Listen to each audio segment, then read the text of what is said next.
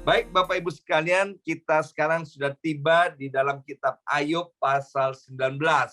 Sebelum saya membaca firman Tuhan, saya mau sampaikan ada pesan khusus untuk Bapak Miko Andreas ya, yang ada di Colorado dengan keluarganya serta tim pelayanan BMC yang ada di Colorado. Tuhan bilang begini, bahwa Pak Miko dan teman-teman adalah orang pentingnya kerajaan Allah. Dan ladang Tuhan masih sangat luas, maka itu Pak Miko dan teman-teman ayo terus maju di dalam Tuhan, sebab Pak Miko dibutuhkan oleh Tuhan dan dibutuhkan oleh ladang pekerjaan Tuhan. Baik Bapak Ibu sekalian, di dalam Ayub pasal 19 saya akan bacakan ayat yang ke-25 sampai ayat yang ke-27 di dalam terjemahan bahasa Indonesia sehari-hari ya. Ayub pasal 19 ayat 25 sampai dengan ayat 27. Nah, Bapak Ibu sekalian, di Alkitab kertas saya judul daripada Ayub 19 adalah Ayub yakin bahwa Allah akan memihak kepadanya. Bapak Ibu sekalian, kalau kita membaca judulnya saja, ini adalah sesuatu yang hebat dan luar biasa. Ayub itu mengalami penderitaan, wow, yang sampai hari ini mungkin tidak seorang pun pernah mengalaminya. Tetapi dari judulnya dikatakan bahwa Ayub yakin bahwa Allah akan memihak kepadanya. Ya, saya akan bacakan dari ayat yang ke-25 dalam terjemahan bahasa Indonesia sehari-hari. Aku tahu bahwa di surga ada pembelaku, kata Ayub ya. Akhirnya ia akan datang menolong aku.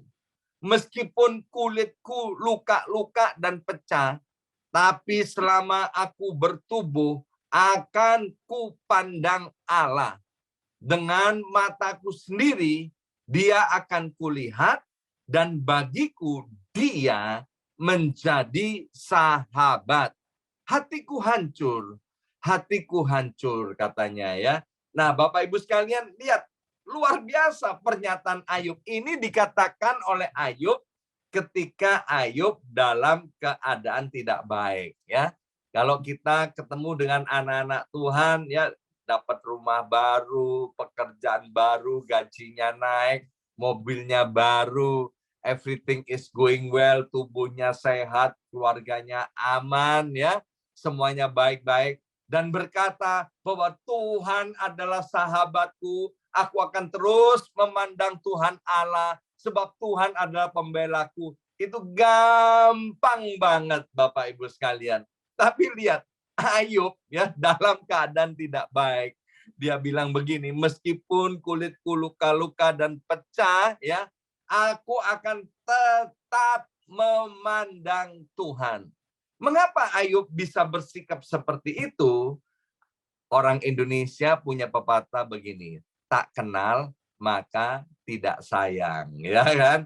Jadi Ayub itu dalam keadaan tidak baik, dia tetap memandang kepada Tuhan. Mengapa? Karena Ayub mengenal siapa Tuhan yang disembah. Maka itu hari ini saya mau mengencourage setiap Bapak Ibu sekalian semuanya. Mari Bapak Ibu sekalian, kita harus mengenal Tuhan makin lama makin dalam.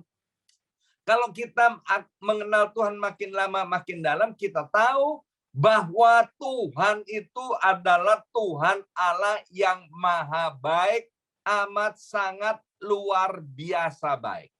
Ya. Dan di dalam Tuhan yang baik itu tidak ada rancangan, tidak ada rencananya yang jahat kepada kita, ya. Ayub bisa mengatakan begitu. Ayub tidak mengerti apa yang sedang terjadi di belakang layar atas kehidupannya yang mengalami nasib begitu buruk. Ayub tidak mau murtad, Ayub mau tetap setia dan percaya kepada Tuhan, ya. Dan dia berkata ini bahwa Tuhan itu adalah pembelaku, ya. Nah, Bapak Ibu sekalian, Ayub itu tetap percaya kepada Tuhan, dia dia punya iman bahwa Tuhan itu ada di pihaknya dia. Ya, dan Ayub ini luar biasa ketika dalam keadaan baik dia tetap sabar, ya. Sabar menunggu apa? Sabar menunggu waktunya Tuhan, sabar menunggu campur tangan dan pertolongan Tuhan. Seringkali kalau kita ngalami hal yang tidak baik atau orang Indonesia bilang kefefet, ya kan? Kita kan kepingin Tuhan itu cepat-cepat untuk menolong kita, ya. Nah, seringkali kita alami bahwa Tuhan itu kalau menolong kita kalau tidak lambat tapi akan sangat lambat sekali, ya. Tetapi meskipun Tuhan menolong kita dengan cara yang lambat atau sangat lambat menurut kita, tetapi Tuhan tidak pernah terlambat dalam menolong kita. Pertolongan Tuhan itu selalu tetap dan tepat pada waktunya. Maka itu yang pertama, Bapak Ibu sekalian, mari teladani sikap daripada Ayub ini. Ketika kita mengalami hal-hal yang tidak kita inginkan dan kita tidak duga-duga, tetap pandang kepada Tuhan. Berkatalah bahwa Engkau pembelaku, Engkau adalah sahabatku, dan aku percaya aku pasti ditolong, aku pasti dipulihkan pada waktu yang tepat, dan waktu itu adalah waktunya Tuhan. Ya, nanti Bapak Ibu sekalian akan tahu, dan kita sudah membacanya tentu kisah daripada Ayub bahwa akhirnya Tuhan angkat dan pulihkan keadaan Ayub. Itu yang pertama, Bapak Ibu sekalian, ya. Jadi Ayub tidak tahu bahwa dia bakal dipulihkan, Ayub tidak tahu bahwa hidupnya akan diangkat 2 kali lipat, tapi Ayub tetap setia kepada Tuhan ketika dalam keadaan tidak baik. Kemudian yang kedua, saya akan bacakan dari ayat yang pertama sampai dengan ayat yang ketiga dalam terjemahan baru Indonesia. Tetapi Ayub menjawab, berapa lama lagi kamu menyakitkan hatiku dan meremukkan aku dengan perkataan? Sekarang telah 10 kali kamu menghina aku, kamu tidak malu menyiksa aku. Nah, ini ungkapan isi hati daripada Ayub. Ayub sungguh-sungguh merasa terluka, tersakiti hatinya. Dia terhina, bahkan dikatakan dengan perkataan dari sahabat-sahabatnya, ya, memang yang paling menyakiti itu adalah perkataan daripada sahabat-sahabat atau orang-orang dekat, saudara, ya kan? Itu yang paling nyakiti, yaitu perkataan daripada istri kita atau suami kita atau anak-anak kita atau orang tua kita, ya kan? Orang-orang dekat itulah yang bisa membuat kita itu sakit, nyelekit katanya, ya. Sakitnya itu sampai ke sum-sum, saudara. Nah, kita akan belajar dari ayat yang pertama sampai dengan ayat yang ketiga ini. Bagaimana ketika ada perkataan-perkataan orang itu nyelekit, menyakiti kita, dan kemudian membuat kita tersiksa. Ya, Ayub ini orang yang jujur, orang yang saleh, orang yang takut akan Tuhan. Tapi dia juga bisa tersakiti, Bapak Ibu sekalian. Nah, hari ini kita akan belajar bagaimana kalau hal itu dialami oleh kita, ya. Kemudian ada orang-orang yang di dekat kita itu menyakiti kita. Nah, bagaimana kita berespon, Bapak Ibu sekalian? Yang pertama, saya selalu katakan begini, kita tidak bisa menutup mulutnya orang, ya kan?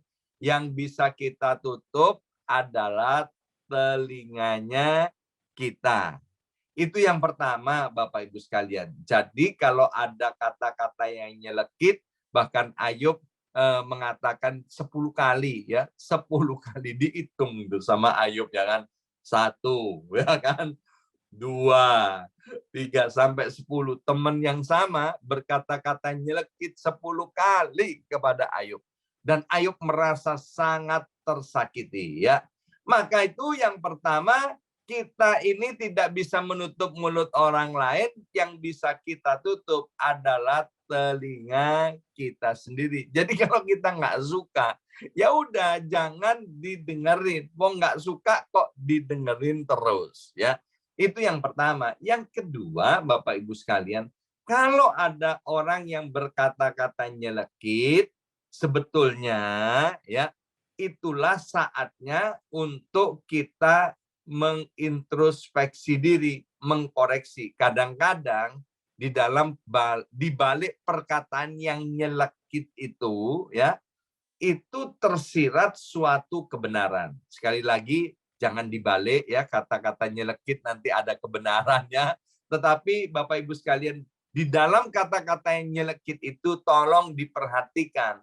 Kalau di dalamnya ada suatu kebenaran dan memang kita salah, itu adalah kesempatan buat kita untuk bertobat, ya, untuk bertobat. Oh ya, benar itu yang dikatakan orang itu, oh benar yang dikatakan oleh orang dekatku itu. Ya sudah, aku mau koreksi diri, aku mau memperbaikinya, dan aku tidak mau mengulangi kesalahanku lagi, ya.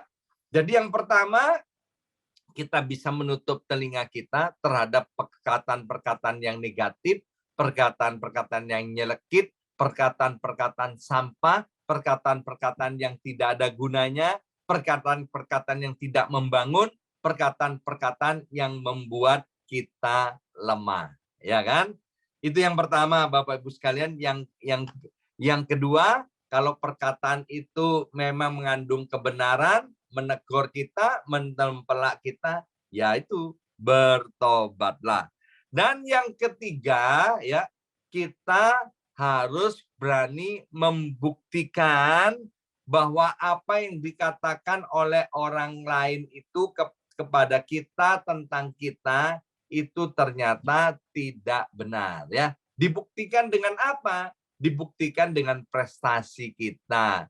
Dibuktikan dengan apa? Dibuktikan dengan tindakan dan perbuatan kita, bahwa apa yang dikatakan oleh orang-orang itu yang nyelekit kepada kita itu bukanlah hal yang benar. Dan yang keempat, ya sudah Bapak Ibu sekalian, kita nikmati kehidupan ini, biarlah seperti pepatah Indonesia, biar anjing menggonggong, kafilah tetap berlalu.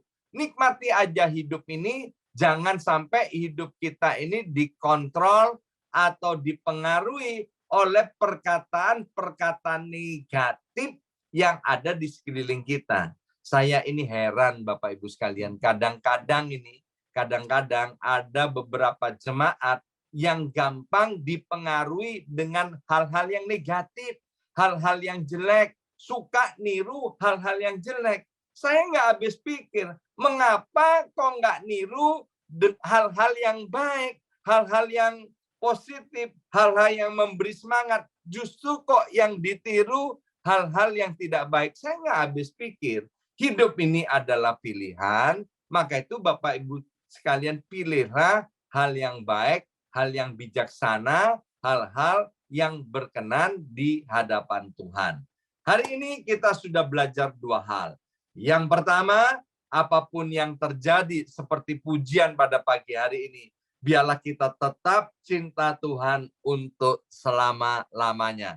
Hal yang kedua, kita tidak bisa menutup mulut orang, yang kita bisa tutup adalah telinga kita. Kita tidak bisa menutup perkataan-perkataan negatif, perkataan-perkataan yang melemahkan dari mulut orang. Yang kita bisa tutup adalah telinga kita. Jalan terus di dalam Tuhan, tetap semangat di dalam Tuhan. Percayalah, Tuhan itu adalah sahabat kita, Tuhan itu pembela kita, Tuhan itu tidak pernah meninggalkan kita untuk selama-lamanya. Amin. Mari kita berdoa. Materaikan siap benih kebenaran firman Tuhan ini, ya Aba, ya Bapa. Biarlah kami tetap bersemangat di dalam Tuhan, bahkan roh kami terus menyala-nyala di dalam Engkau. Engkau adalah sahabat kami. Kami mau setia kepadamu untuk selama-lamanya. Dalam nama Tuhan Yesus, kami sudah berdoa. Haleluya. Amin, amin, amin.